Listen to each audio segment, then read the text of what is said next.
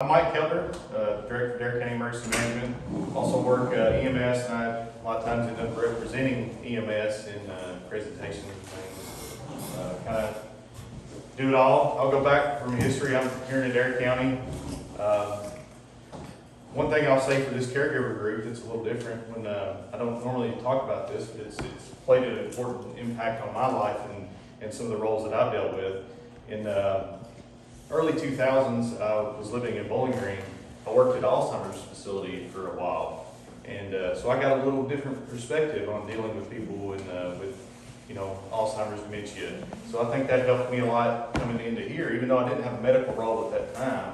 I think it helped come into this, and just a little different lookout, because I was able to spend my time talking with the patients, and a lot of people probably didn't get to do that even as being a nurse or something like that. I had a lot of free time, and I would just kind of roam around and talk to them, and got a real good feel of the different levels of the psychiatric care they received, along with their Alzheimer's and things. So that was kind of neat.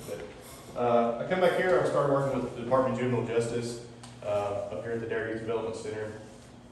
Starting transition, I was on the fire department, Dare County Fire Department in the early 2000s, mid 2000s, I guess now. And once I started fire, I was like, hey, EMS is where it's at, working the ambulance. I think I'm going to do that. We were doing extrication, which is vehicle extrication at the time. So that's kind of what got me into EMS and why I went that route. But started with the medical and adding on to that. In 2015, I started as a Dare County Emergency Management Director about April of 2015. First day in, we had a flood. About a week in, we had a tornado. About a month in, we had another one. Then we had a little pop-up tornado by the end of the year. So kind of really got into it rolling, but I was already kind of familiar with what was going on, so it worked out good. But today I kind of had a little presentation that I put together.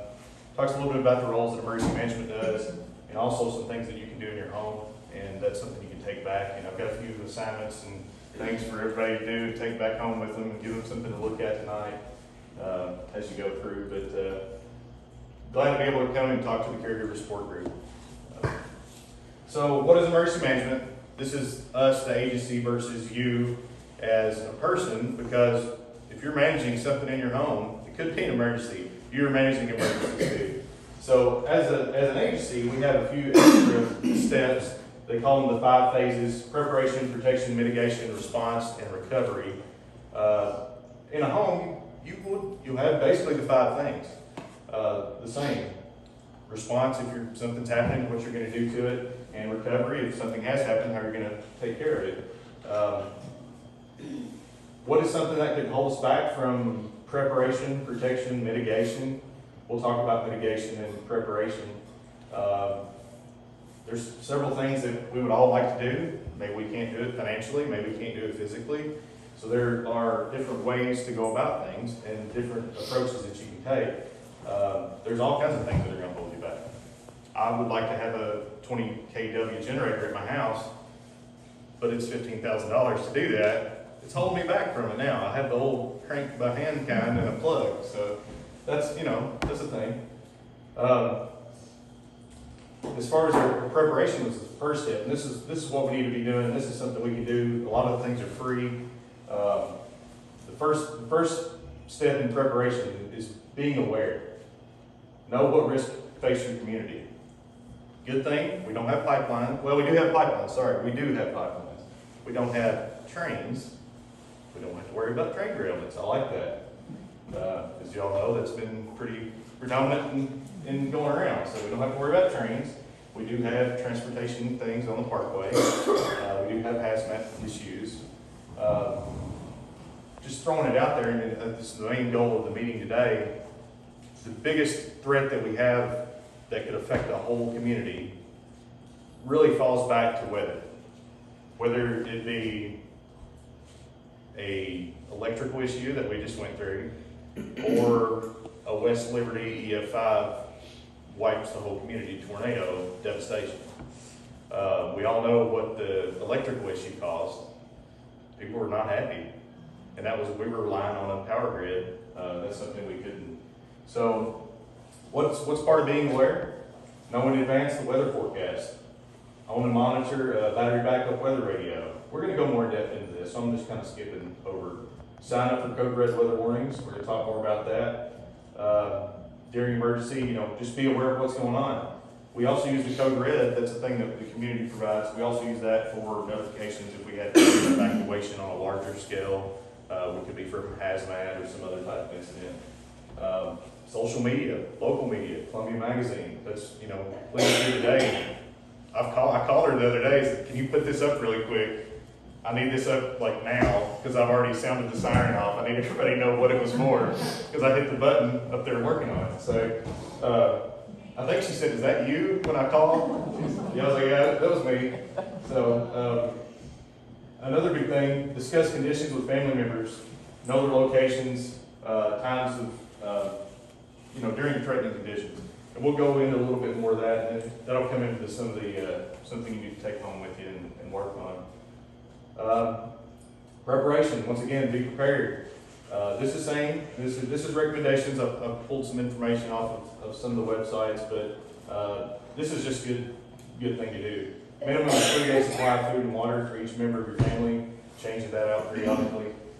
We know the 15 and 18-inch snowfalls that we had back in 13, not too far ago. No. 16, 15, 16. Yeah, I was in on that too. I forgot that was the other thing. Yeah, 15, 16. Yeah, so we had several people that couldn't get out. Luckily, Adair County seems to be pretty well stocked with food, and overall, there are several that are not, but everybody seems to be pretty good on that. They've got a freezer they can rely on and things of that sort. But the power outage the other day, I know a lot of people that lost a lot of things in their freezers weren't able to keep that going, didn't have a generator, weren't able to power it. I'm going to go more in depth on the emergency kit. This is some things that, I think this is the base, the minimum that everybody needs. Put together an emergency kit, include essential items. I'm going to read this because we've got a video. Medicines, flashlights, radio, extra batteries, matches, candles, first aid supplies, eyeglasses, extra keys, cash. Flashlights are really handy. I always try to get people to use the headlamps. They're just so much better. You can use them specific area, you don't have to hold on to it. They're cheap. Walmart has those out here. Make sure you refresh your emergency kits periodically. I've heard of people, they've had water stored. They're like, yeah, I had water stored. When have you swapped it out? It's probably been there for 10 years. It's probably leaking. It's not a good thing. So the freeze-dried foods, they have a 30-year shelf life. They don't taste great. They're good. They'd be really good if you didn't have any food. Most calorie dense, of course, there's allergy issues. Peanut butter, you can get more calories in peanut butter than just about anything, and it stores for a decently long time, but rotate it out. I remember when first COVID, everybody was buying the 30-pound sack of beans, and people were using beans for months trying to get rid of them after they realized it wasn't going to be used. But I saw several big, huge packs of beans going out of Sam's one day. If you own a generator, here's a lot of things. I have a generator. Mine's the plug-in style. It's pretty simple to operate, but if I didn't really know, and it was an emergency and the storm was coming, I'd be out there fiddling with it, trying to hook it up, flip the switches and all that, and there's a good chance I wouldn't be able to do that in the dark. So try to be familiar with what you have, and even the same with your food and storage and like water and flashlights and extra batteries. Know what you've got, where it's at, and how to get to it. Most important, highlight it with the exclamation point. Have a plan. Know the plan. Share the plan. It says here, put this in, discuss with your family members, your neighbors, somebody out of state, somebody that you know that may come to you. I have family in Alabama. They have a good idea where I'm going to be if something just takes it over, That's something that someone may be able to make contact or be able to make things happen. And we'll go into that a little bit more on the next slide, something Tracy brought up earlier, but we'll go into that in a second. So review your plan. This is something that we do. We've done a big exercise out at the Homespin area this last month.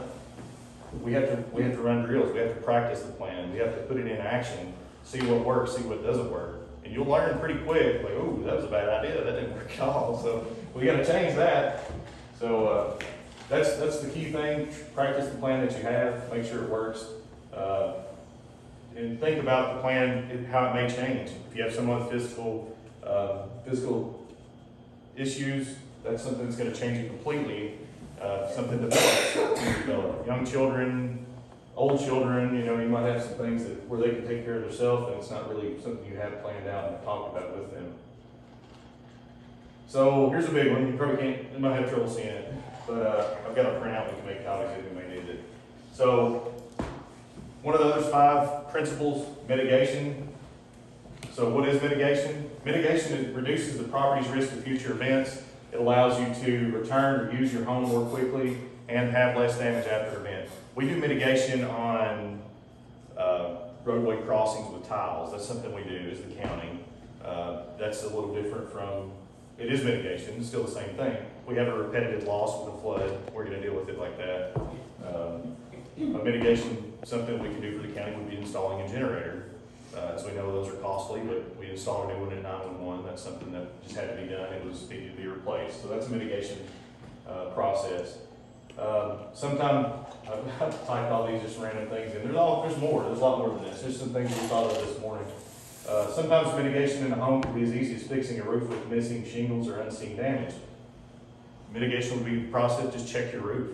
You know, that would be a good thing to do. If you've got an issue, I was up on the barn during the windstorm the other day trying to screw down a barn roof that was flopping in the wind. Not safe. I don't recommend it. But it had to be done to save the whole barn roof. We also had a guy later today who was standing on the roof of his home when the roof of his home blew off and blew him out the road. So, you know, probably something we need to do ahead of time is I don't want to be off the road. I didn't want to be off the barn either. It's about 30 So, once again, I'll talk about it. This is I know it's very cost prohibitive, installing a home generator if you're dependent on electric. This is one thing we've kind of brought up with EMS because we deal with this a lot. We get to a house, somebody's in the floor, we can't get in, we have to break their door. Adding one of the keypad entry locks on their home. If they had that, call dispatch, what's your code? Punch it in, we're in. I put one on my house just because I've got other people that might need to get in, so they can code in. Everything we try to do is keyless, and that's kind of the way we try to go with it. I think everybody's going to know this one, improved access to the residence. This would also be egress if you need to come out of the residence. Clean pathways. We run into this in a lot of homes that it's just not able to get a stretcher in. These are kind of slinging some EMS things, but it's also all over for fires and other issues. Installing smoke and carbon monoxide detectors. You might not need carbon monoxide detector depending on the type of heating you have and appliances in your home, but most of the time now they're coming as one piece, so it's not a big deal to get the thing together. Again, develop home evacuation plans, fire plans, and tornado plans. Where do you go? That's something that needs to be known. You need to discuss that with everybody there, discuss that with your people out of the area and say, okay, if we have a tornado, we're going to the basement, but we're going to this front corner. If it's bad enough that somebody can't find, they need to know you're probably going to be in that front corner. That's going to help rescuers. The biggest thing that I see is responding on the daily, just going out, address markers. That's one of our biggest issues.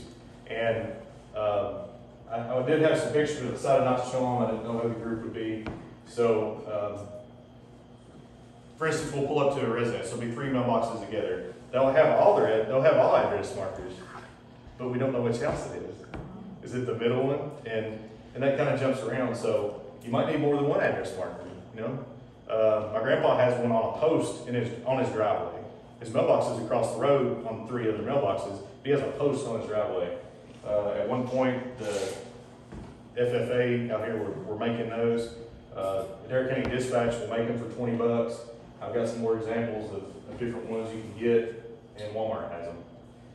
Something Tracy and I was talking about this morning, an emergency contact list. This is something that I need to work on because I've got them in my phone, but you can't get my phone. If you find me laid out, I do have the emergency selection. If it won't unlock, I do have that option, and that's something kind of neat that is there, where you can access into the emergency and it'll give you the emergency contacts. Well, it keeps trying to unlock it, but You can store emergency contacts like that. You can also just make a list, along with the emergency medication list, include your doctor information. This is something you can carry with you. Very simple. You could write it out on paper. So many times we went on the EMS calls, and a lot of times they're really good if they have a home health agency or somebody. They might have a printed out one, which is great. But just a contact list with that together would be awesome. That'd be like the greatest thing ever. If we could walk in and give that, and it's got their birthday, and you wouldn't have to put social, but just like a birthday, it's got their doctors, it's got their doctor contact, it's got your emergency contact, even go out extended that would probably be the greatest thing. They would just smile if they handed it to somebody. Because that's where the issues normally come up in further parts of care, and even not being a health-related emergency. But this is something else, and this falls back to what we're talking. Like I had some experience with an Alzheimer's facility. Tracy brought this up, and we run into this so often, even with missing people. Runaways, walkaways, all this other thing. Current photos. I'll ask, like, hey, do you have a current picture? Well, this was a year ago. They might, I'll go find one, and they'll pull one off the wall, and it was 10 years old. That's not gonna work. So, a current photo, that's a great idea. I have, all kinds of pictures of my daughter. I don't have a picture of my dad on my phone, I guess. So, it'd be kind of handy to have. You can save them sometimes, actually save them in the contact in an iPhone and maybe Android. So you can save that photo of the person and update it every now and then. I've got one of Tracy from 20 years ago on his contacts, but that's not going to do me any good if anybody wants to know what Tracy looks like. So, what's another mitigation thing? CPR first aid course. That's easy. Sign up. We do them at EMS through Roger Cundiff, and I don't know who else. Ashley can do them. So that's something that you can get a hold of someone to do that for you. Once again, overall, biggest threat to Derrick County. This is 2018 out on Mount Carmel. Yeah.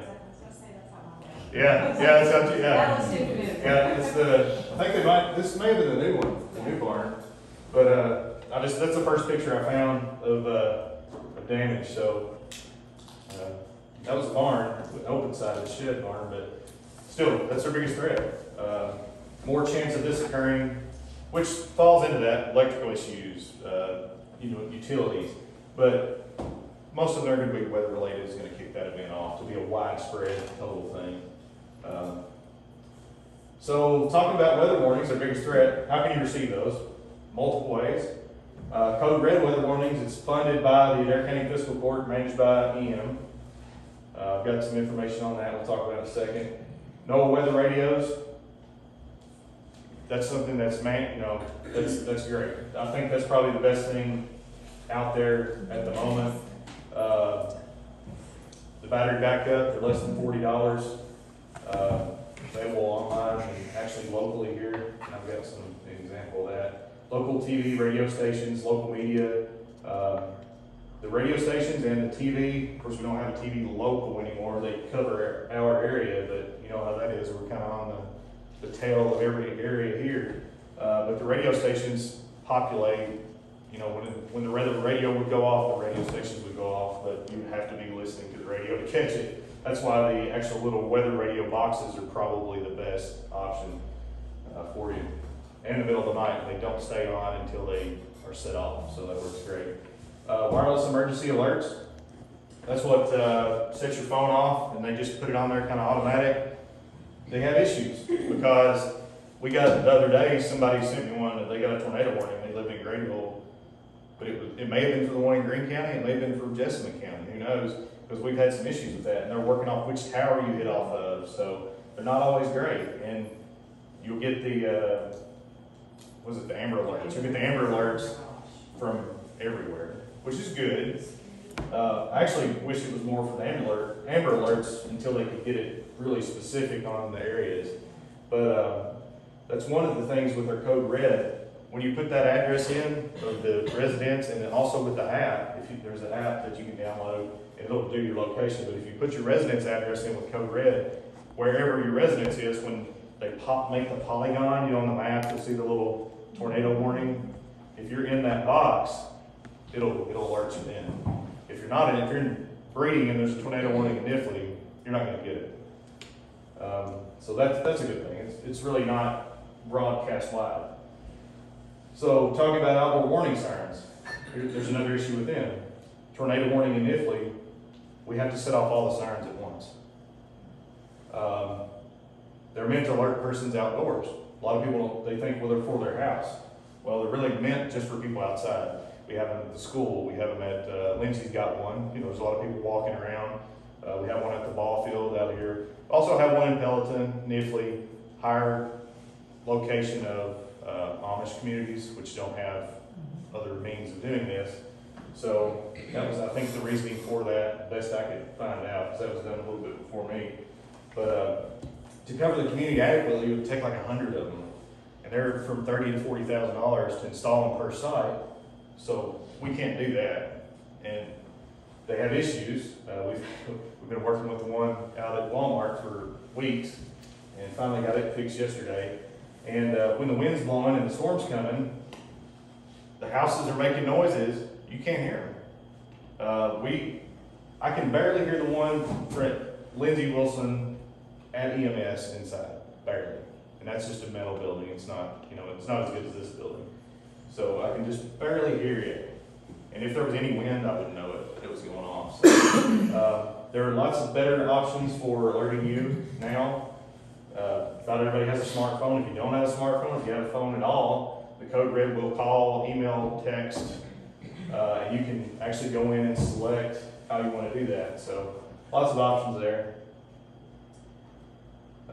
I've got a QR code here, and I'll hand that out that you can scan, and that'll take you to the code red sign up. And I'll print those and leave them too. I've got enough, I think. I checked this morning. This is one of the weather radios, 3488 at Walmart. It's in stock on aisle M17 in Columbia.